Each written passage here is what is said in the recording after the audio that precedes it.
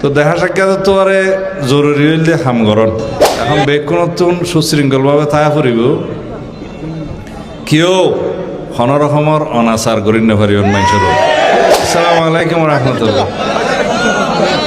ভাষণ দিবার তো কিছু নাই, আই তো এরিয়ার মানুষ, অনারার সন্তান, আর সংগঠনের নেতা কর্মী সকল বেক্ষণ আগে যেখানে আছিল এইভাবে আছে। তবে আই বুডোর পরদিনে বিয়ানা শহরে এতন জাগো হয়েছে দলীয় নির্দেশে, মাননীয় চেয়ারপারসন প্রধানমন্ত্রীর নির্দেশে জাগো হয়েছে বেশ কিছু খাম আছিল হতাল নাই দেখা সাক্ষাৎ করি নেওয়া পারি। তো দেখা সাক্ষাৎ তো আরে জরুরি হইলে হামগরণ দেখা সাক্ষাৎ তো হইব সারা জীবন হইব, ভবিষ্যতে হইব ইনশাআল্লাহ।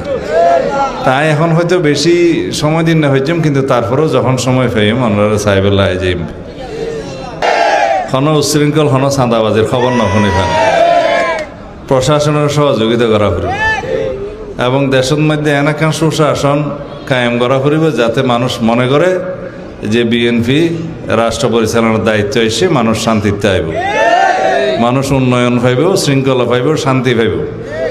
পাইব না? আমরা বেকুন ঠিক চাইলে পাইব দেরি, সতেন না গেলে তো না পাইব।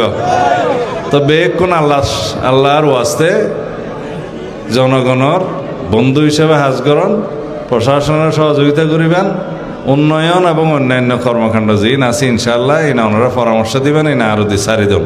আসসালামু আলাইকুম রহমতুল্লাহ।